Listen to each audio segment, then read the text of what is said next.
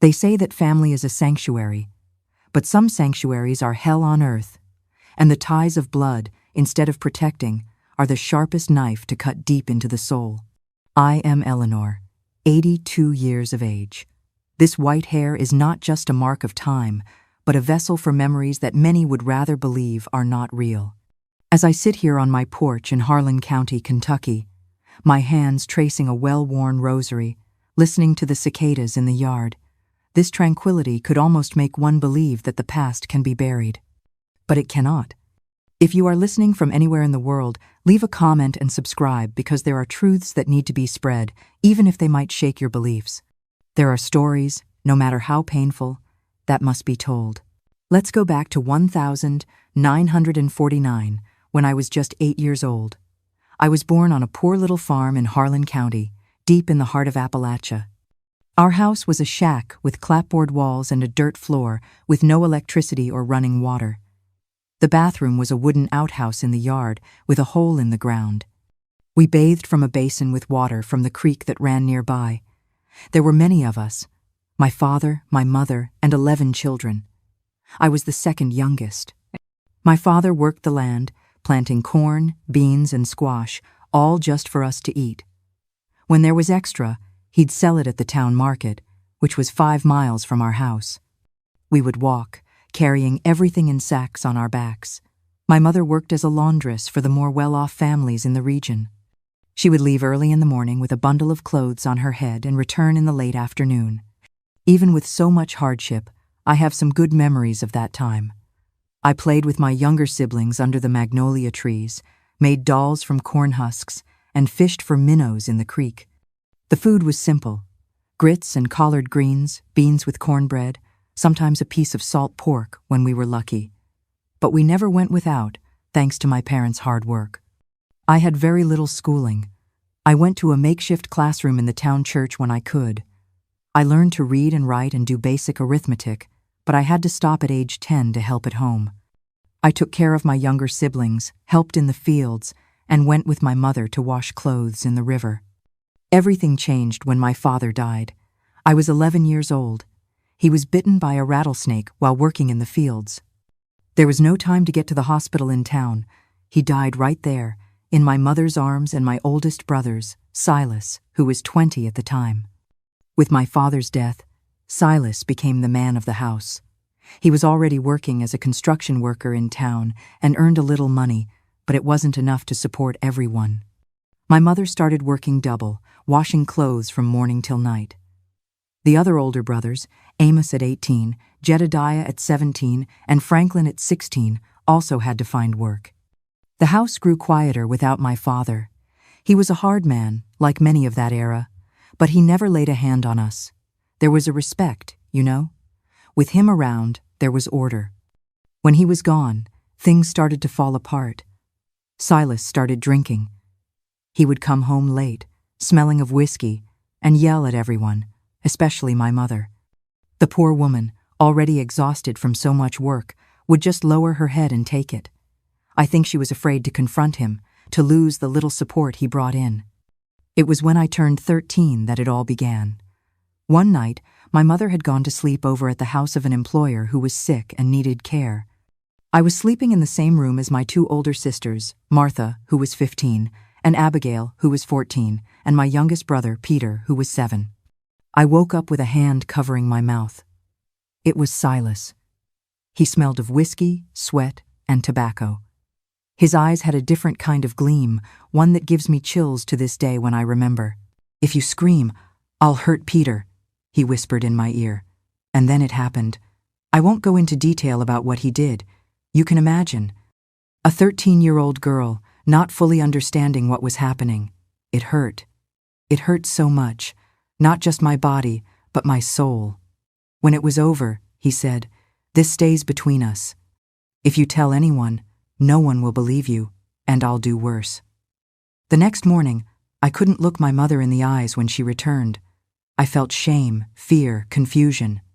I thought it was just a one-time thing, that he was drunk, that he had done something terrible but wouldn't do it again. I was wrong. The next week, it happened again. And again, and again. Always at night, always with the same threat, always with the same pain. After a few months, I noticed my sister Martha was also acting strangely. She would cry for no reason and didn't want to be left alone in the house. One day, I caught her secretly washing her bed sheets, which were stained with blood. That's when I understood it wasn't just me. Silas was doing it to her too. I tried to talk to my mother once. I worked up the courage after a particularly painful night. "Mom, Silas is doing bad things to me at night," I said quietly while helping her hang the laundry. She stopped, looked at the horizon for what felt like an eternity, then turned to me and said, "Better you than me, girl. Men are just like that. Learn to bear it in silence." Those words were like a stab to the chest. My own mother knew and wasn't going to do anything. Maybe out of fear, maybe because of her dependence on the money he brought in, maybe because she herself had gone through something similar. I'll never know for sure. Time passed, and the situation only got worse. When I was 14, Amos, my second oldest brother, started doing the same thing. He must have seen what Silas was doing and thought he could too. Then it was Jedediah's turn, and later, Franklin's. By 15, I had already been abused by 4 of my older brothers. Each one of them, when they started, would say the same thing. "If you do it with the others, you'll do it with me too." As if I had a choice. As if I were the one to blame. When I cried or tried to resist, I was beaten. Slaps, punches, hair pulling. "Learn not to complain," they'd say. "A woman should be quiet." I had marks all over my body, but nobody asked. At school, when I still went, I'd make up stories about falls and accidents. The teachers were suspicious, I think, but back then, nobody meddled in family matters. Things at home got worse. Silas lost his construction job because of his drinking. Amos got involved with gambling. Jedediah was arrested for a brawl at a tavern. Franklin became an alcoholic too. The responsibility of supporting the house fell even more on my mother, who was already getting sick from so much work. At 16, I tried to stay out of the house as much as possible. I would go with my mother to wash clothes, offer to make deliveries in town, anything to not be there when my brothers arrived. But it didn't always work. As time went on, the other brothers started too. Paul, Josiah, Benjamin, Caleb, one by one, as if it were their right. As if I were a thing they could use. To this day, I don't understand how human beings, people of the same blood, can do that to a young girl. My sisters suffered too. Martha tried to run away once, but they brought her back. Ada married very young, at 15, to a 40-year-old man just to get out of the house. She left one hell for another because her husband was also violent. It was around that time that I started going to the town church. Not that I believed much in God at that moment, could I, with everything that was happening, but it was a place where I felt safe for a few hours. No one touched me in the church. No one hurt me. I would sit in the back pew and stay there quietly until it was time to go back. The pastor, an elderly man named Reverend Miller, noticed my constant presence. One day after the service, he came to talk to me. "My child, I see you here every day. Is everything all right at home?" I almost told him everything. I almost screamed the whole truth. But the fear was greater. Fear of what my brothers would do if they found out I had talked. So I just smiled and said that everything was fine, that I just liked the peace of the church. At 16, my life was already an endless nightmare. Every day was the same. Work, suffer, cry in secret, pray for a miracle that never came. That's when I realized my period, which was never very regular, was more than 2 months late. My body was changing. My belly, always thin from so much deprivation, was starting to show a small bump. I was pregnant. And the worst part was, I had no idea who the father was. It could have been any of the 8 brothers who regularly abused me. I tried to hide it as long as I could, wearing loose clothes and tight bands around my stomach. But at 5 months, it became impossible to hide. That's when my mother noticed. "You whore!" she screamed, slapping me across the face so hard I fell to the floor. "Been offering yourself around, have you? Now you're bringing another mouth for us to feed." I tried to explain that it wasn't my choice. that it was my own brother's, but she didn't want to hear it. Maybe it was easier to blame me than to face the horrible truth about the sons she had raised. When my brothers found out, the reaction was even worse. "Whore, slut, must have gotten herself knocked up by some man from town." None of them admitted what they did to me. In front of the others, they feigned disgust, indignation, as if they weren't the ones who came to my mattress in the dead of night. The abuse stopped during the pregnancy, at least. I think they were afraid of hurting the baby, or maybe a pregnant body didn't arouse the same interest. But the humiliation increased. It was as if I had committed the worst of sins, when in fact, I was the biggest victim in that house. And so I spent the months of my pregnancy working hard, even with a growing belly, eating the leftovers they gave me, sleeping in a corner of the kitchen because they no longer let me sleep in the room with the others. Alone, scared, with a child growing inside me, a child that, despite everything, I began to love. It was the only person in the world who was truly mine, but I must tell it. I must, because I know that even now, in homes that look normal from the outside, similar hells exist. My hope is that my story might reach someone trapped in the dark, to let them know they are not alone, and that escape, and even healing, is possible. It is this hope that gives me the strength to continue. And that's how I spent my childhood and early adolescence. A girl who should have been playing, studying, dreaming about the future, but who was living a daily nightmare at the hands of those who should have protected her. What I didn't know was that the worst was yet to come. The birth of that innocent child would be marked by a cruelty that, even today, so many decades later, makes me cry when I remember. The belly grew each day, like a clock ticking down the time to my sentence. The final months of pregnancy were the loneliest of my life up to that point. My family treated me as if I had a contagious disease. At meals, I ate last, with whatever was left. At work, no one lightened my load. Even with an 8-month belly, I still carried buckets of water from the creek, scrubbed clothes on the washboard, and helped with the harvest. By then, it was 1958. I saw other girls my age walking down the road, going to school, some even dating, dreaming of marriage. Meanwhile, I carried within me not just a baby, but a secret that consumed me from the inside like a slow fire. The only place I found any solace was still the church. I would go in secret when I could, usually before dawn when everyone was still asleep, or in the late afternoon, saying I was going to gather firewood. I'd sit in the back pew and pray. I didn't know what for, exactly. Maybe for a miracle. Maybe just for an end to the suffering. However it might come. Reverend Miller continued to watch me with those kind eyes that seemed to see right through my soul. "Eleanor," he said to me once when he found me crying after the service, "whatever is happening, God has not abandoned you, and I am here too." I almost told him everything that day. The words were on the tip of my tongue, ready to jump out. But then I remembered my brother's threats, my mother's contempt, the baby who would depend solely on me to survive. I swallowed my tears and my words, thanked the pastor for his kindness, and went back home, to the hell I called home.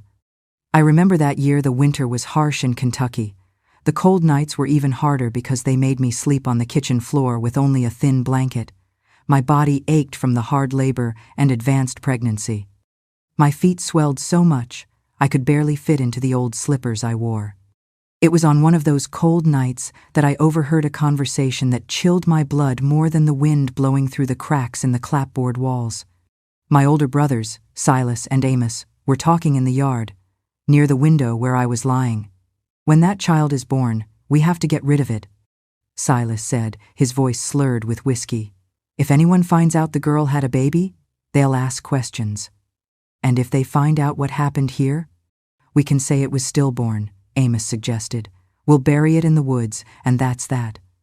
I hugged my belly tightly, as if I could protect my baby from those horrible words. In that moment, I made a decision. I would do anything to save that child. It was the only person in the world who was truly mine, the only one who hadn't hurt or betrayed me. Time passed, and I tried to think of a plan. Run away? To where? With no money, no papers, no one to help me? How would I survive on the streets with a newborn? Ask the pastor for help? What if my brothers found out and carried out their threats before I could get away? I started hiding small things. A piece of bread here, a few coins there, a change of clothes. I prepared myself as best I could for the moment the baby was born, and I would need to protect it, even without any idea of how I would do it. My mother, by this time, seemed to have aged 20 years. The hard work, the poverty, the problematic children had all drained her strength and even her humanity.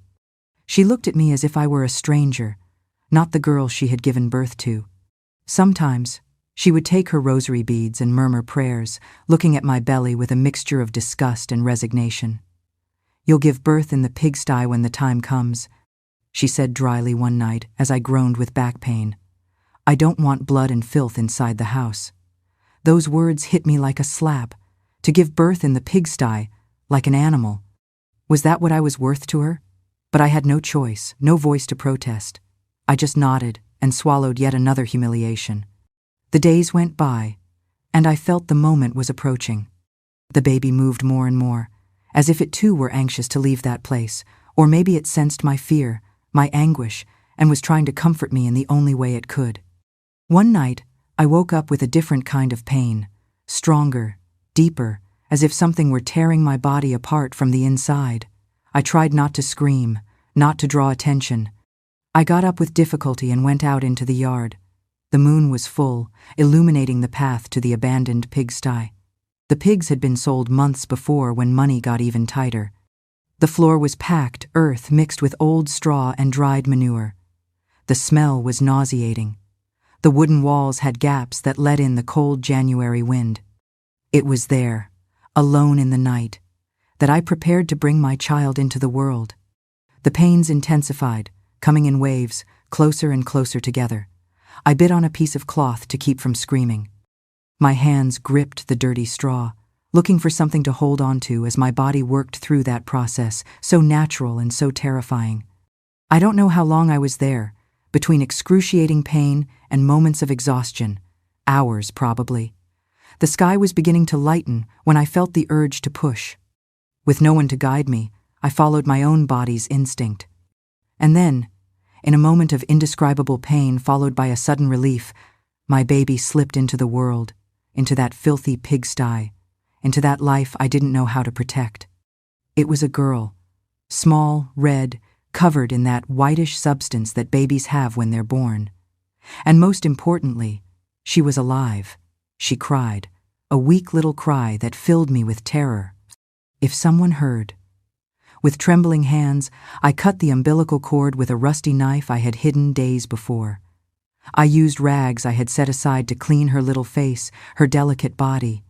I wrapped my daughter in a piece of an old blanket I had hidden in the pigsty. "Shh, my little one," I whispered, kissing her forehead. "Mommy's here. Mommy will protect you." It was an impossible promise under the circumstances, but in that moment, I believed it with all the strength of my heart. The sun was already rising when I heard footsteps approaching. It was my mother, carrying a bucket of water and some rags. "It's out?" she asked coldly, looking at the baby in my arms. "Yes," I answered, instinctively clutching my daughter to my chest. "It's a girl." She looked at the child for a long moment. For a second, I thought I saw something in her eyes, a spark of tenderness perhaps, at the sight of that innocent little face. But soon her gaze hardened again. "Clean all this up. I don't want anyone asking questions, and find a way to keep that child quiet." That was all the help I received. Not a word of comfort, not a gesture of affection for her newborn granddaughter. Just practical orders and the continuation of that contempt that had become her only way of relating to me. With difficulty, I cleaned the pigsty as best I could. My body ached terribly, still bleeding from the recent birth. But I had no time to rest, to recover. I had a life to protect now. I gave my daughter a bath with the water from the bucket, washed away all the blood, all the dirt. She was so small, so perfect. She had all her tiny fingers, delicate eyebrows, lips that looked like a rosebud. How could something so pure come from so much horror? I baptized her right there, pouring a little of that water on her forehead. "Grace, Marie," I whispered. Grace, because that's what she brought to my dark life. Marie, in honor of Jesus' mother, who must have also suffered seeing her child suffer. In the days that followed, I lived in a constant state of alert. I kept Grace Marie hidden in the pigsty during the day while I worked. I would run there in the moments I could slip away to nurse her, clean her, or simply hold her in my arms. At night, when everyone was asleep, I would bring her close to me in the kitchen, taking advantage of the dark hours to care for her properly. It was the most difficult and most beautiful period of my life up to that point. Difficult because of the exhaustion, the constant fear, the painful recovery of my own body. Beautiful because of the moments with my daughter, her baby smell even in the precarious conditions, her gaze that seemed to recognize mine, her tiny fingers gripping my finger with surprising strength. I maintained this impossible arrangement for almost 3 months. 3 months of lies, of excuses to explain my absences, of desperate prayers that Grace Marie wouldn't cry at the wrong time. 3 months of living with a fear that never subsided, that accompanied me every second, every breath. My mother knew, of course. I don't know if she told my brothers or if she simply decided to ignore the situation, as she did with so many other things. Sometimes, when no one was looking, she would leave an extra piece of bread near my place, or a little more milk, small gestures that didn't make up for her complicity in my suffering, but that in that desperate moment I received with gratitude. Reverend Miller also suspected that something had changed. I couldn't go to church as often, and when I did, I was visibly exhausted, worried. "Eleanor," he said to me once, "whatever is happening, remember that God sees everything and that this church is a refuge for those in need." Those words stayed with me, like a small planted seed that wasn't yet ready to sprout. A refuge. Was it possible? Would there be a place where my daughter and I could be safe? While these thoughts grew in my mind, the abuse had started again. As soon as my body had recovered enough from childbirth, my brothers returned to their nightly visits, as if nothing had changed, as if I hadn't just given birth, as if it wasn't their bodies that had created the child I was hiding. The same hands that could have been a father's to Grace Marie were the ones that hurt me night after night. The same mouth that could have spoken words of love to a daughter spat insults and threats in my ear. It was a monstrosity that my teenage mind could barely process. And with each new assault, the certainty grew in me that I needed to get out of there. Not just for me, I had almost accepted my fate, but for my daughter. What would happen when she grew up? Would the cycle of horror repeat itself? I would not allow it. I would rather die. I began to plan a more concrete escape. I saved every coin I could get without them noticing. I hid small portions of food that I could carry. I gathered some baby clothes I had made from scraps, hidden from everyone. But fate, which had rarely been kind to me, chose this moment to deal another cruel blow. A blow that would forever change the course of my story and push me into the most desperate moment of my young life. It was on a warm October afternoon. I had left Grace Marie in the pigsty, carefully hidden among clean straw that I changed daily and some rags that served as a blanket. I was in the field harvesting potatoes with my younger brothers when I heard a scream coming from the direction of the house. My heart stopped. I knew, even before I dropped the basket of potatoes and ran, what had happened. Someone had found my daughter, my secret, my treasure, my reason for living, discovered. When I arrived, panting, in the yard, I saw a scene that would be etched in my memory forever. Silas, holding my little Grace Marie by the arm as if she were a sack of potatoes. She was crying desperately, her little face red from the effort. "So this is what you were hiding, you wretched thing?" he shouted, shaking the baby in a way that made me fear for her fragile bones. "You actually gave birth to the bastard and had the audacity to hide it." "Please," I begged, holding out my arms for my daughter. "Please, give her to me. You're hurting her." "Please?" Silas laughed, that cold laugh I knew so well, which always preceded something terrible. "You really thought you could hide this? That you could raise this abomination under our noses?" The other brothers started to arrive, drawn by the screams. My mother appeared at the door of the house, her face an indecipherable mask. "Mom!" I called out desperately. "Please, help. She's your granddaughter." She just looked at the ground, at her own hands, anywhere but at me and the crying baby. Her silence was the answer I already expected, but it still hurt like a knife.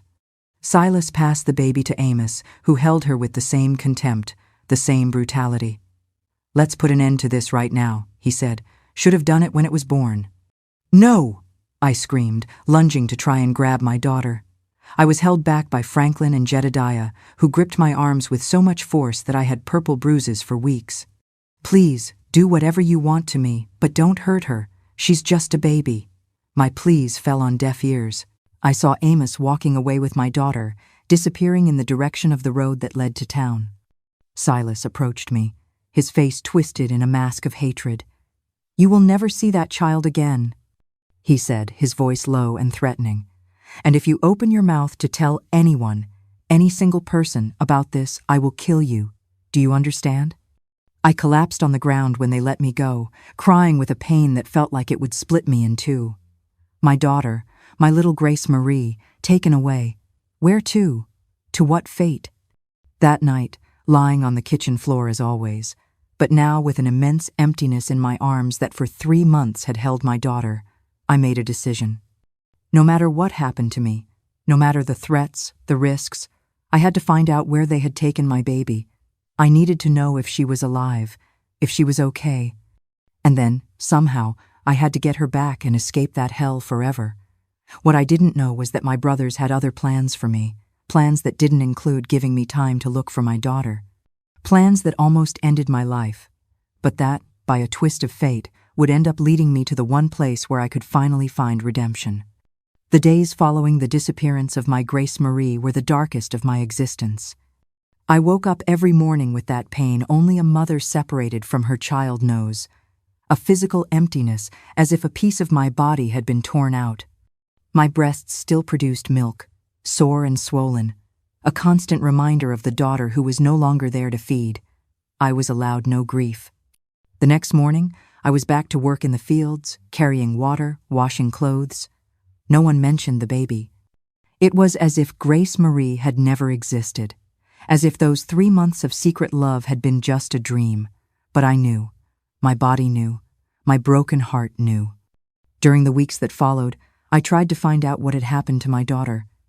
I asked discreetly, the few people I saw, a neighbor who came to buy eggs, the man who passed by selling pots and pans. "Have you heard about a baby turning up anywhere? Maybe left at the church or with some family?" No one knew anything, or at least, no one wanted to tell me. Silas, always watchful, noticed my attempts. One night, he caught me alone in the yard. "Still looking for the bastard? Give it up. She's far away from here now. And if you keep asking questions, you'll join her." That word, she, gave me a thread of hope. She. So my daughter was alive, at least when they took her. They hadn't done the worst. This small comfort was all I had to cling to. By then it was 1958, and I had just turned 17. I was no longer the scared girl who accepted everything in silence. Motherhood, however brief, had planted a seed of courage in me that grew every day. I began to plan my escape more determinedly. Life in the house continued its rhythm of horror. The abuse didn't stop. On the contrary, it seemed more frequent, as if my brothers wanted to punish me for trying to hide the child. The physical violence also increased. Any small mistake, burnt beans, a poorly washed shirt was a reason for slaps, hair-pulling, shoves. My mother, by this time, was very ill. Years of hard work and poor nutrition had taken their toll. She coughed constantly, a dry cough that came from deep in her chest. She was thin, weak, aged beyond her years. Still, there was no gesture of regret or attempt to protect the daughter who suffered so much under her roof. One morning, I woke up with intense vomiting. My stomach churned, rejecting even the water I tried to drink. At first, I thought it was some spoiled food, but when the same thing happened the next day, and the next, a cold terror settled in my chest. I was pregnant again. The realization fell on me like a death sentence. I couldn't bear it all again. The humiliation, the pain, the inhuman birth, and then, inevitably, losing this child too. I couldn't take it. I would rather die. That night, I cried until I had no tears left, alone in my corner of the kitchen. I hugged my still flat belly, where another innocent life was growing, condemned to be born into that cycle of horror. "Forgive me," I whispered to the being that had barely begun to form. "Forgive me for bringing you into this terrible world." The next day, I gathered my courage and went to the church. Not for a service, there wasn't one that day, but to talk to Reverend Miller. It had been a long time since I'd been able to go, watched as I was by my brothers. I took advantage of the fact that everyone had left for work, and my mother was asleep, exhausted from the fever that consumed her. I found the old pastor tending his small garden next to the church. When he saw me, his tired eyes lit up. "Eleanor, it's been so long, my child. I was worried about you. I couldn't hold back." I broke down in tears right there, in the middle of the flowers he cultivated with such care. Between sobs, I told him everything, or almost everything. I told him about the abuse, the previous pregnancy, the baby who was born and taken away. I told him about the new life growing inside me and my despair, my fear of going through it all again. I didn't mention who the abusers were. Even there, falling apart, the fear of my brother's threats was greater than my need to reveal the whole truth. Reverend Miller listened to everything in silence, his aged face showing a pain that mirrored my own. When I finished, he took my hands in his. "My child," he said, his voice choked with emotion, "what they have done to you is a terrible sin before God and men. You must leave that house immediately. I can help. I can find a safe place for you." It was everything I wanted to hear, everything I needed. A hand extended, a promise of help. But then I thought of Silas's cold eyes, his threats, the violence I knew he was capable of. What if he found out I had talked? What if he came after me, after the pastor? "I need to think," I replied, wiping my tears. "I'm afraid of what they might do if I run away." "Come back tomorrow," he insisted. "Promise me you'll come back, and we'll have a plan." I promised, with all sincerity. I really planned to return the next day, to accept the help offered, to finally escape that hell. But fate, once again, had other plans for me. When I returned home, I found my mother awake, coughing blood into a dirty rag. She looked even worse than in the morning, her skin jaundiced, her eyes sunken. Even after everything, I couldn't help but feel pity. I prepared an herbal tea that grew in the yard, the only remedy we had, and helped her drink it. For a moment, as I held that frail woman who had once been strong, I thought about telling her about my new pregnancy, about my plans to escape. Perhaps, facing the death that was clearly approaching, she would find in herself some remnant of maternal love, some desire to protect me, even if it was late. "Mom," I began, "I'm expecting another child." She looked at me for a long time, her difficult breathing making her chest rise and fall with effort. For a moment, I thought I saw a flash of sadness, of remorse perhaps, in her tired eyes. But when she spoke, her voice was the same as always, cold, distant. "This time, they won't let it be born." I heard Silas talking. A shiver ran down my spine. What did he say? That they won't go through the same shame again, that this time they'll solve it beforehand. Her words confirmed my worst fear. They wouldn't just take my baby after birth. They planned to prevent it from ever being born. How, I didn't know, but knowing my brother's cruelty, I could imagine. "I have to get out of here," I said, more to myself than to her. My mother closed her eyes, as if too tired to continue the conversation.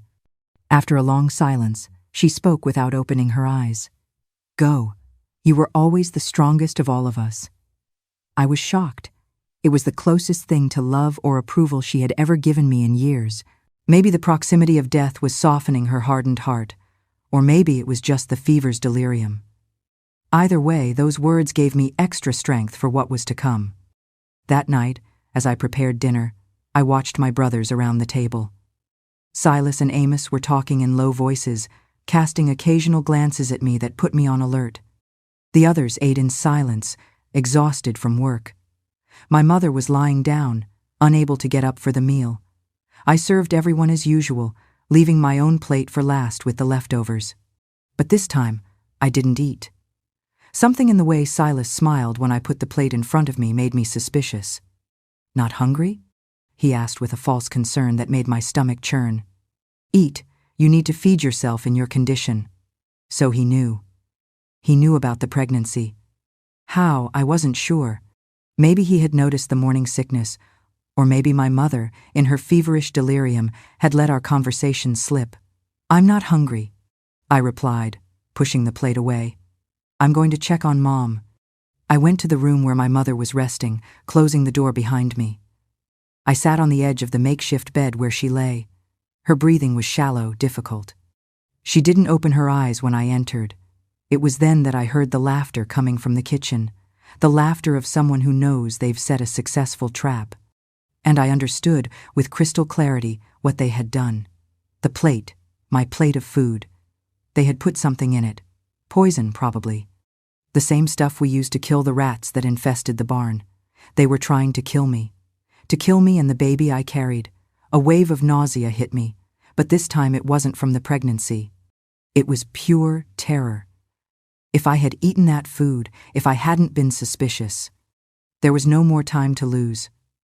I couldn't wait until the next day to find the pastor, to make a careful plan. I had to get out of that house that very night, or I wouldn't live to see the dawn. I waited until everyone was asleep. Silas's heavy snores, the lighter breathing of the others. I got up silently from my corner in the kitchen. My heart ached for my mother, who lay sick and feverish in the other room, but I knew staying would mean death for me and my unborn child.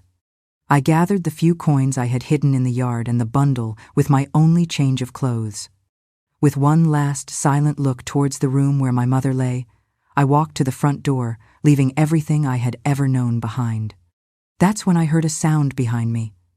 A creak of a floorboard, a stifled sigh. I turned quickly and saw Silas standing there, his eyes glowing in the dark like a predator's. "Going somewhere, little sister?" he asked, his voice slurred with the whiskey he had drunk earlier. My heart raced. I clutched the bundle of clothes to my chest as if that piece of cloth could protect me. "I'm going to get water from the well," I lied, my trembling voice betraying my fear.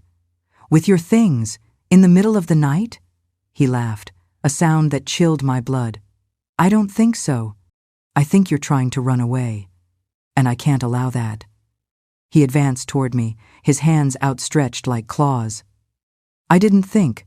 I just reacted. I turned and ran for the door, pushing it open with all my strength. The cold night air hit my face as I ran out into the yard, sprinting towards the road. I heard Silas behind me, cursing, threatening. I ran like I had never run before in my life, driven by pure terror and the certainty that if he caught me, it would be my end. My bare feet pounded on the hard-packed dirt of the road, getting cut on stones and fallen branches. The darkness was almost complete, with only the waning moon providing a little light to guide my desperate steps. Behind me, Silas's footsteps and shouts seemed to grow more distant. I ran until my lungs burned, until my legs trembled with exhaustion. When I finally stopped, leaning against a tree on the side of the road, I realized I no longer heard anything behind me. I had made it. I had escaped. But where to go now? The nearest town was miles away. Reverend Miller's church was in the opposite direction, and I didn't dare go back. Silas would surely be looking for me. Maybe he had already woken the other brothers to help in the search. I decided to continue on the road towards the town. It was my only chance. I walked all night, stopping only to rest briefly when my legs could no longer support me. When the sun began to rise, I was on the outskirts of the town of Harlan. It was a small town, but to me, who had rarely left the rural area, it seemed huge and frightening. The stone streets, the clustered houses, the people starting to go out to work, it all gave me a sense of disorientation and fear. I didn't know anyone there. I had nowhere to go, nothing to eat. The few coins I had brought with me would barely buy a loaf of bread, and I was starting to feel a strange pain in my stomach. Not like the nausea of pregnancy, but something deeper, more worrying. When I looked down, I saw bloodstains on my skirt. A dark blood, different from a period. With horror, I understood what was happening. I was losing the baby. Maybe from the effort of the escape, maybe from some remnant of poison I might have ingested without realizing it. Or maybe simply because that little life, like the one before, was not destined to live in this cruel world. I sat down on the sidewalk of a less busy side street and cried silently.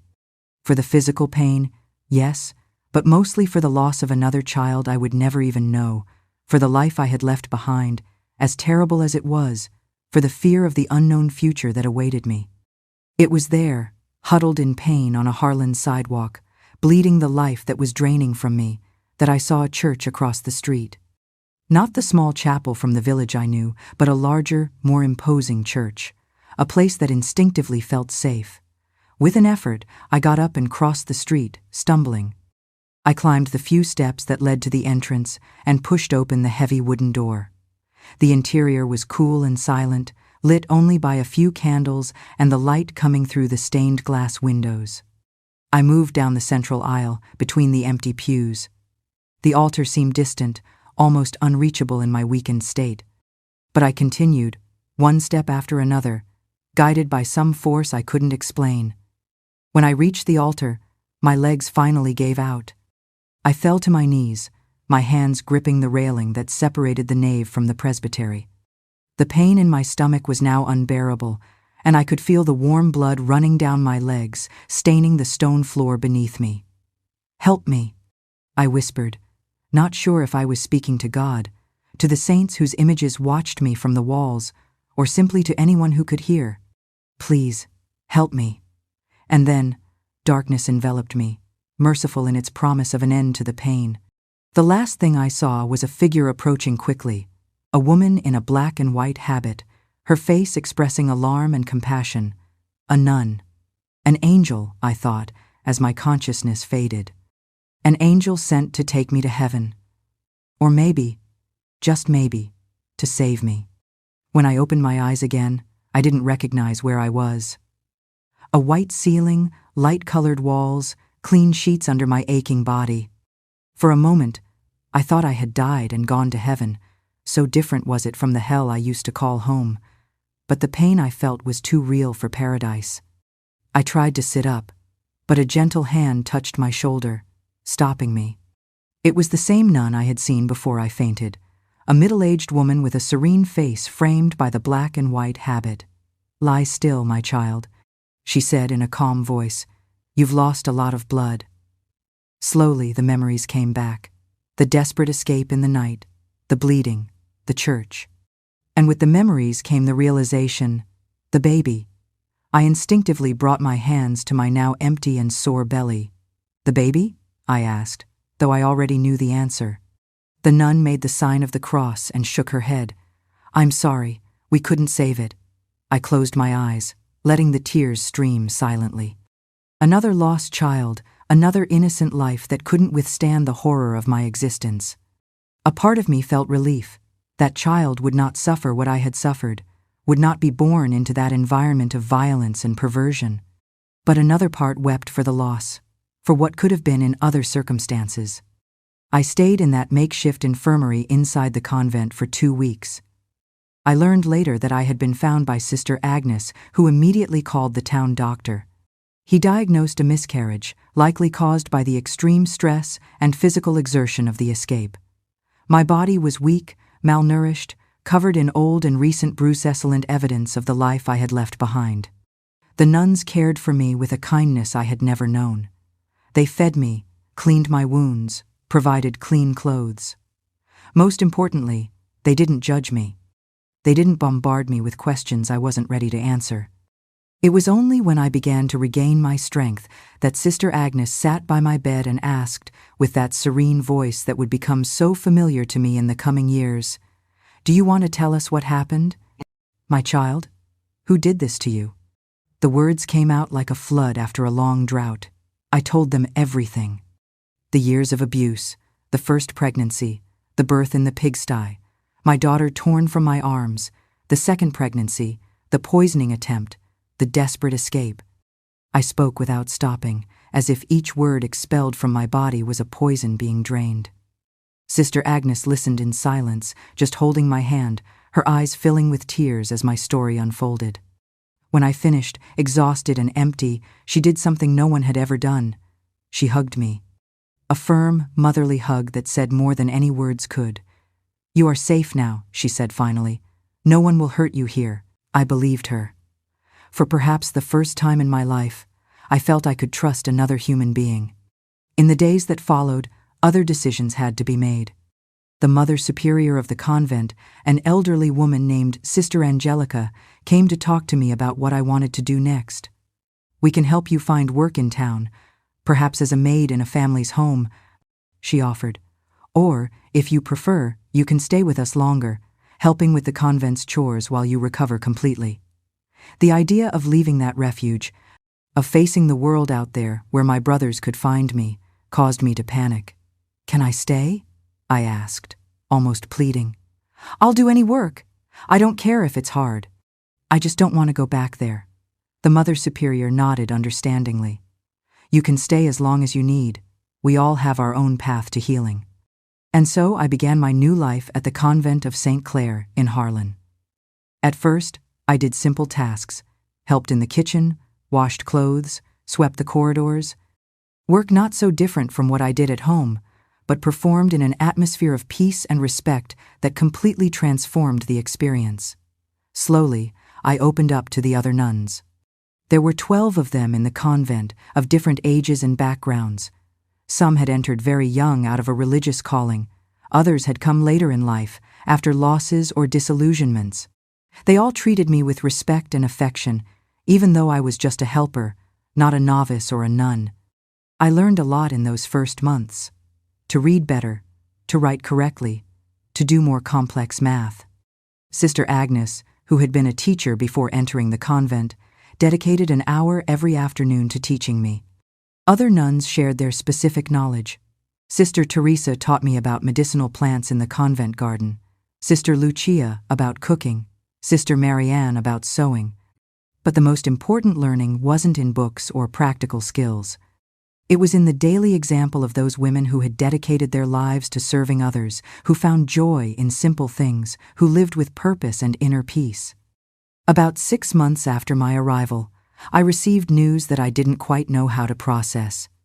Sister Agnes called me to the small room where the Mother Superior received visitors. There stood a man I vaguely recognized, the milkman who sometimes passed by my parents' farm. "Your mother passed away, girl," he said, taking off his hat as a sign of respect. "It's been 2 weeks now. Pneumonia," they said. I stood there, not knowing what to feel. My mother, who had allowed my suffering for so many years, who had chosen to look the other way while her sons destroyed her youngest daughter, was dead. Should I cry? Feel relief? Anger? Forgiveness? "Your brothers are looking for you?" the man continued, oblivious to my inner turmoil. "They say you ran off with their money, that they want you to come home." A shiver of terror ran down my spine, so they hadn't given up. They were looking for me, probably to finish what they had started. "She is not going back," Sister Agnes said firmly, putting a protective arm around my shoulders. "We thank you for the information, but Eleanor is safe here with us." The man shrugged as if it wasn't his problem. After he left, I collapsed in tears in Sister Agnes's arms.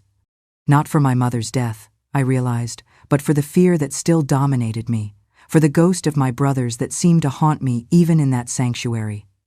"They cannot enter here," she assured me. "We will not let them take you back." That night, lying in the small cell I now called my own, I thought a lot about my mother, about how she had failed to protect me, about how she had allowed that horror to happen under her roof. But I also thought of her as a victim of a life of poverty, of a system that didn't value women, of sons she had raised alone after being widowed.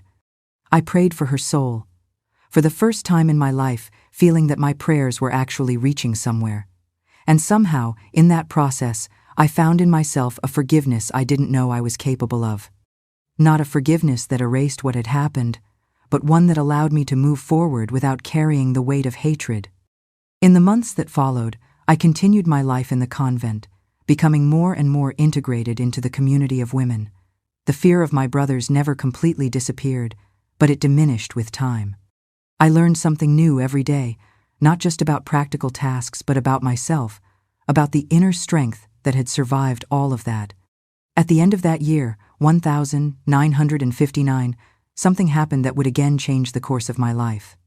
One day, while helping to organize the convent's small library, I found a book with photographs of abandoned babies who had been adopted by families through the church's mediation. I stared at those images for hours, wondering if my Grace Marie was among them, if she had found a loving family, if she was okay. Sister Agnes found me like that, absorbed in those pages, silent tears streaming down my face. She sat beside me and waited for me to speak. "My daughter," I began, my voice trembling. "I'll never know what happened to her, will I? I'll never find her." The nun took my hands in hers. "The future belongs to God, Eleanor. We don't know what He has in store for us. But I can tell you that many children like your daughter are taken to orphanages or to families who cannot have children. There is hope that she is well." That conversation planted a seed in me. In the following days, I couldn't stop thinking about my lost daughter, about other children like her, separated from their mothers by tragic circumstances.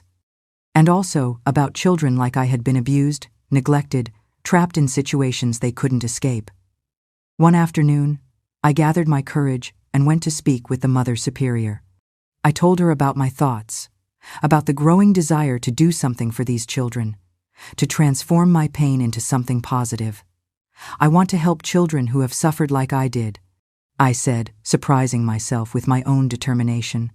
"I want them to know they are not alone, that there is hope, that they can survive and find peace, like I found here." The Mother Superior looked at me for a long moment, as if seeing beyond the bruised young woman who had arrived at the convent nearly dead. Finally, she smiled, a rare smile that lit up her austere face. "Perhaps this is the reason God brought you to us, Eleanor. To heal yourself, and then to help heal others." In the following months, with the Mother Superior's blessing, I began working a few hours a week at the orphanage run by the nuns in Harlan. It was a job that both broke my heart and healed it at the same time. Every abandoned child reminded me of my own lost daughter. Every mark of abuse I saw on their small bodies transported me back to my own suffering. But every smile I managed to coax, every small improvement I witnessed, was like a balm to my wounds. I had just turned 18 when Sister Agnes asked me a question that would change everything. We were sitting in the convent garden after a long day at the orphanage, watching the sunset paint the Kentucky sky. "Have you ever thought of becoming one of us, Eleanor?" she asked, her voice as gentle as ever. "Of taking the vows, dedicating your life to God and the service of others?" The question caught me by surprise, though in hindsight, maybe I had been expecting it for some time. I had been living in the convent for almost a year, participating in all the prayers and rituals, following the same routine as the nuns, but to officially become one of them? To take perpetual vows of poverty, chastity, and obedience? "I don't know if I'm worthy," I answered honestly. "After everything that has happened to me, everything they did to my body." Sister Agnes took my hands, interrupting me. "What was done to you does not diminish your worth in God's eyes. You are not guilty of the sins committed against you, and perhaps it is precisely because of your suffering that you have so much to offer others." I asked for time to think, to pray about such an important decision. For weeks, I reflected deeply on what I wanted for my life. The convent had become my home, the nuns, my family. The work with abandoned and abused children gave my days meaning, transformed my own pain into something useful. But there was also a part of me that still dreamed of finding my daughter one day, that wondered if I could have a normal family, a life outside those walls, a life that, at 18, was still theoretically all ahead of me. In the end, it was an unexpected visit that sealed my decision.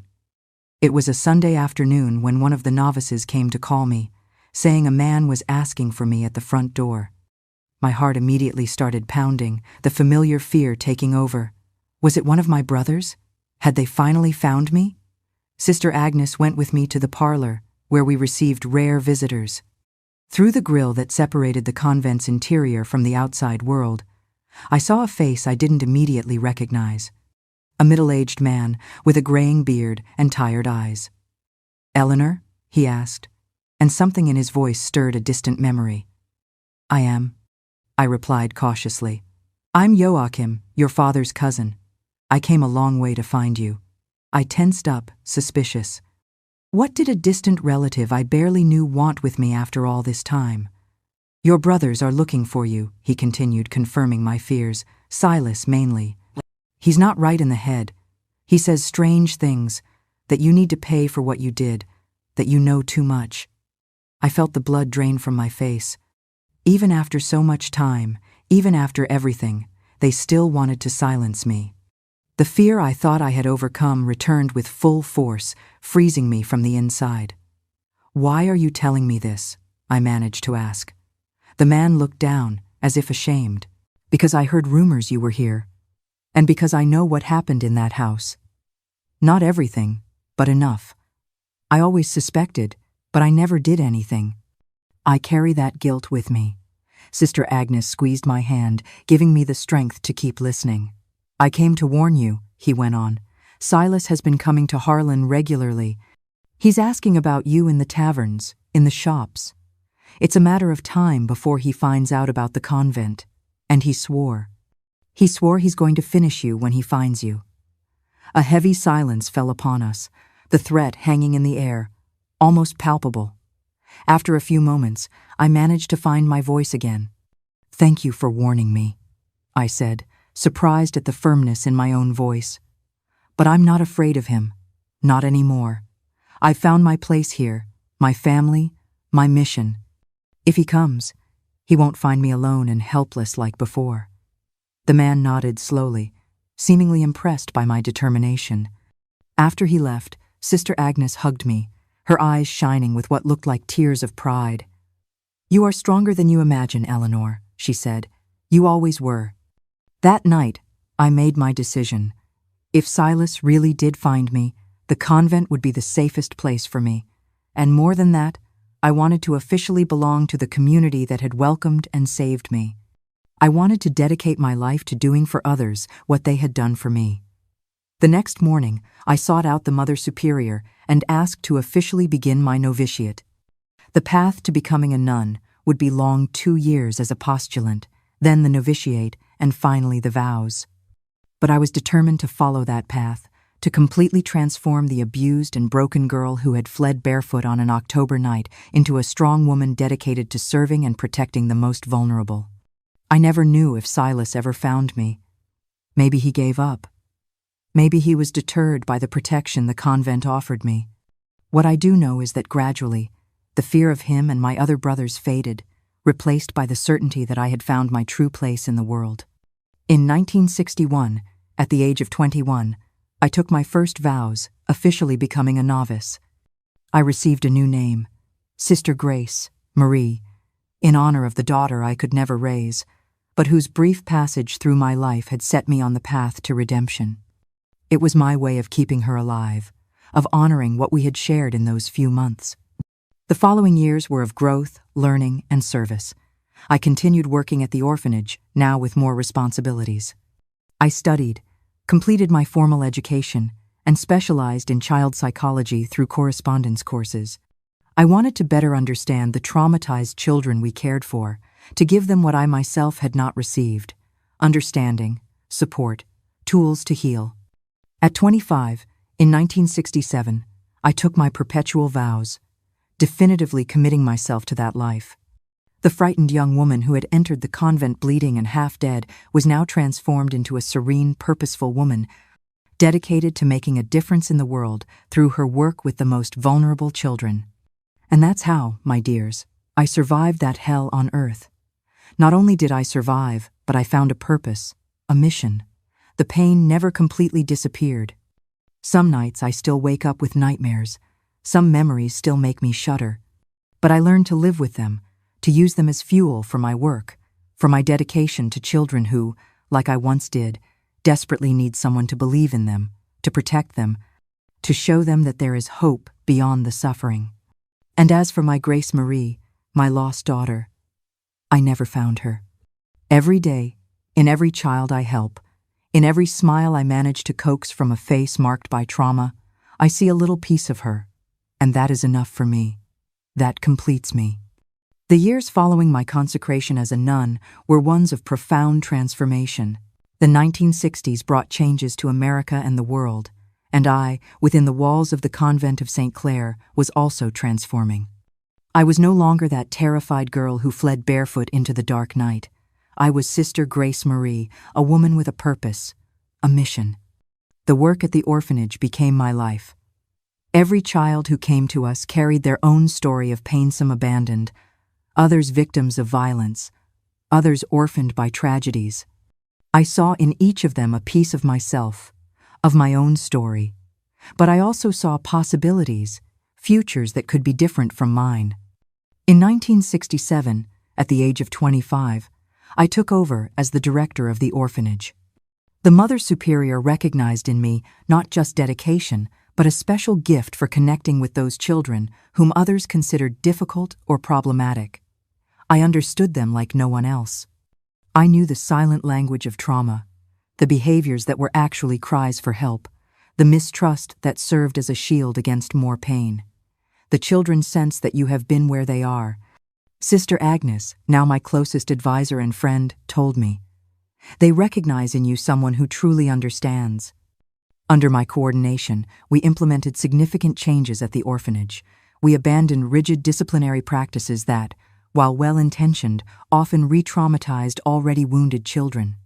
We introduced more moments of play, artistic expression, choice, and autonomy.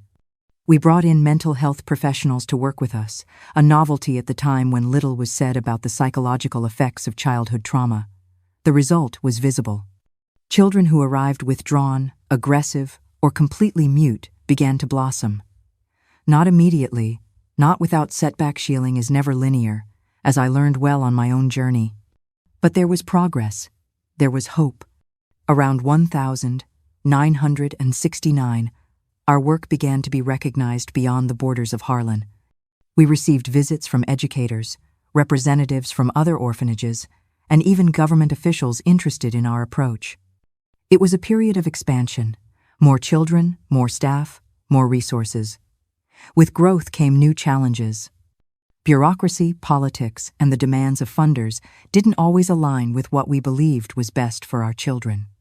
There were times when I felt frustrated, when the simplicity of my vocation seemed to get lost among reports and meetings. In those moments, I would take refuge in the convent chapel. There, in the silence, I reconnected with the purpose that had brought me to this life. I prayed, not only for the children under my care, but also for the girl I once was, for the young mother who lost 2 children, for the brothers who hurt me so deeply. Yes, even for them, I prayed. Not out of a sense of moral superiority, but because I learned that carrying hatred was like drinking poison and hoping the other person would die.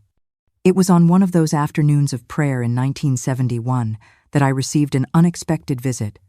One of the younger novices came to get me, saying someone was looking for me in the parlor. My heart still sped up in those moments, even after so much time. The fear that my brothers had found me never completely disappeared. However, waiting for me was a woman of about my age, well-dressed, with an anxious expression on her pretty face. She introduced herself as Teresa, a social worker from an orphanage in Lexington.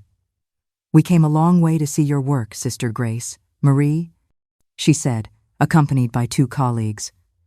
"What you are doing here is revolutionary." I was surprised. Our work was important, yes, but revolutionary? We were just doing what we considered right, treating children with the dignity and respect they deserved. The conversation that followed was long and productive. Teresa explained that many orphanages across America were trying to improve their practices, abandoning old, punitive methods. They wanted to learn from us, wanted me to share our approach. "You have a special gift," she said at the end of the conversation. "You can see beyond the problematic behaviors, see the wounded child behind them." "It's not a gift," I replied, feeling tears welling up. "It's experience." Something in my voice must have revealed more than I intended, because Teresa looked at me for a long time, with an understanding that went beyond words. "Sometimes," she said softly, "the greatest healers come from the deepest wounds." That meeting was the first of many. In the years that followed, I began to travel to other orphanages, to conferences on education and child protection, to train teams working with vulnerable children. always with the Mother Superior's permission, always upholding my vows and commitments, but expanding my work beyond the walls of our orphanage. The America of the 1970s was in transformation. New laws for child protection were being discussed, and I, surprisingly, found myself in a position to influence some of these changes, sharing knowledge born from my own pain and daily experience with traumatized children. The Child Abuse Prevention and Treatment Act was passed in 1974, and I found myself helping organizations adapt to this new era. It was a decade of expansion, of growth. Our orphanage became a national reference. I, who had barely studied in my childhood, was now writing articles for specialized publications, giving lectures, training teams, all without ever losing sight of my main mission, the children. Each individual child, with their unique story, with their specific needs, with their untapped potential. In 1979, an event occurred that deeply shook my newly found peace. I was returning from a trip to Chicago, where I had participated in a conference on adoption, when I saw a familiar face at the bus station in Lexington. A face aged, marked by time and probably alcohol, but one I still recognized immediately. Silas, my oldest brother, the first to hurt me, the leader of the others. He was there, a few feet away from me. He didn't see me. I was in my habit, something he probably never imagined for me. I stood paralyzed, watching him from a distance. He seemed shorter than I remembered, more fragile. He was poorly dressed, dirty, staggering slightly. Clearly, life had not been kind to him. For a moment, I thought about approaching him, telling him who I was, confronting him with everything he had done, with the person I had become in spite of him, not because of him. But then he turned, and I saw his eyes, those same eyes that had terrified me for so many years, and in them, I saw no remorse, no regret. I saw only the same darkness as always. I let him go without revealing myself, not out of fear. Surprisingly, I realized I was no longer afraid of him. I let him go because confronting him would change nothing. It wouldn't bring back my childhood, wouldn't bring back my lost children, wouldn't heal my scars. And I had already learned over the years that some people never recognize the evil they do, never truly change. That brief encounter, however, brought up memories and emotions I thought I had completely processed. In the following weeks, the nightmares returned. I would wake up sweating, sometimes screaming, reliving the horrors of the past. Sister Agnes, now an elderly woman, but still my closest confidant, noticed my distress. "What happened, my dear?" she asked one night after finding me in the chapel at 3 a.m., praying to ward off the ghosts that had returned to haunt me. I told her about the encounter with Silas, about how that brief glimpse had reopened wounds I thought were scarred over. And then, surprising both of us, I confessed something I had never admitted aloud. A part of me still looks for her, for Grace, Marie, my daughter. In every new child that arrives at the orphanage, in every young woman I see on the street at the age she would be, I'm still looking for her. Sister Agnes took my hands, her eyes full of compassion. "It's natural, Eleanor. She is a part of you. She always will be. But remember, you have been a mother to hundreds of children over these years. Not just a mother who feeds and clothes, but a mother who understands, who heals, who transforms lives." Her words comforted me, as always, but they also planted an idea that would grow in the following years. The idea that maybe, just maybe, I could try to find out what had happened to my daughter. The late 1980s and early 1990s were a time of deep transformation in America. My work expanded to include training on the new legislation, consulting for organizations adapting to new requirements. With more visibility came more access to resources and influential people. In 1992, during a seminar in Washington, D.C., I met a family court judge who was interested in my story, not the painful part of my childhood, which I kept private, but my journey of transforming the Harlan Orphanage into a model of trauma-centered childcare. After several conversations, I gathered my courage and told her about Grace Marie, about how she had been taken by my brothers when she was only 3 months old. I asked if there would be any way, after so much time, to find out what had happened to her. The judge was kind, but realistic. It's been almost 35 years, sister. Without documents, without official records, it would be practically impossible. Especially considering that back then, informal adoptions were common. Children were handed over without any paperwork. I nodded, already expecting this answer. However, she continued, we can try. If you have any information, an approximate date, location, names, I can ask them to do a search of the old records. And so in 1992, when I was 51 years old, I began a seemingly impossible search. I provided what I knew: the approximate date of Grace, Marie's birth, the fact that my brothers probably took her to Harlan or a nearby town, their full names. It was very little I knew, and the chances of finding any information after so much time were minimal. Months passed with no news. Life went on: the work at the orphanage, the trips to share our methodology, the daily prayers that maintained my inner balance. I had almost forgotten about the search when I received a letter from the judge. I opened it with trembling hands, my heart racing, but the content, though kind, confirmed what I already knew in my heart. There were no records. No child with that approximate date of birth had been formally adopted or institutionalized in the region. If Grace Marie had survived, and I prayed every night that she had, her whereabouts were a mystery that would likely never be solved. The letter ended with words of consolation. The work you do has transformed the lives of so many children. Perhaps that is the greater purpose that arose from your pain, not to find one child, but to save hundreds. I cried when I read those words. But they were not just tears of sadness.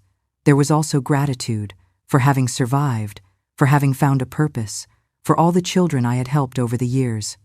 And there was the acceptance that some questions would have no answers in this life, that some cycles would not close in the way I wished. The 1990s continued to bring changes for me and for America. Our orphanage transformed into a broader care center, offering not only housing for abandoned children, but also support for families in crisis, prevention programs, and adoption preparation. In 1997, at the age of 56, I received an invitation I never would have imagined to participate in a national commission on the rights of children and adolescents. I, who had started my life as an abused girl on a poor farm in the Kentucky mountains, was now helping to shape policies that would protect other children from suffering the same fate. It was also around this time that I began to feel the need to share my story more widely. Not the full story, some parts were too painful, too private, but the journey of overcoming, of transformation, of finding purpose through pain. I started giving talks not only on child care techniques, but on resilience, on healing, on how to build something meaningful from the most difficult experiences. You should write a book, a young nun suggested after one of these talks. Your story could help so many people.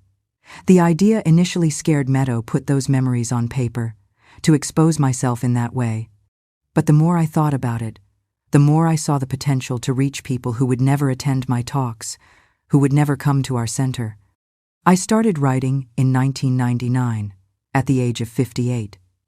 It wasn't easy. Many nights I had to stop, overwhelmed by the memories that resurfaced. Other times, the words flowed like a dammed river finally released. Sister Agnes, now quite elderly but still lucid, was my first reader, my biggest supporter. The book, titled From Darkness to Light, A Journey of Healing and Redemption, was published in 2001. It wasn't a national bestseller, but it found its audience. Professionals working with traumatized children, abuse survivors seeking hope, people of faith interested in a story of spiritual transformation. The following decades brought both joys and challenges. The center continued to grow and evolve. I grew older, naturally, but maintained my energy and commitment to our mission. Sister Agnes left us in 2005, at the age of 92, a loss I felt deeply, as she had truly been my spiritual mother, the person who guided me from despair to healing.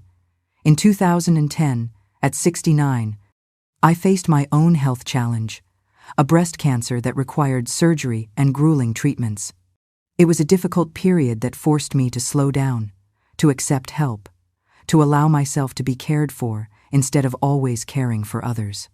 But it was also a period of deep reflection, of gratitude for the life I had lived, for the thousands of children I had helped.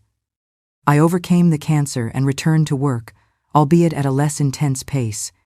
I took on a more advisory role, guiding the new generation of professionals who now led the center.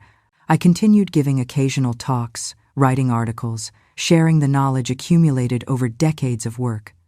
In 2015, I received an honor I never would have imagined: the Presidential Citizens Medal, awarded by the U.S. government for my contribution to child protection.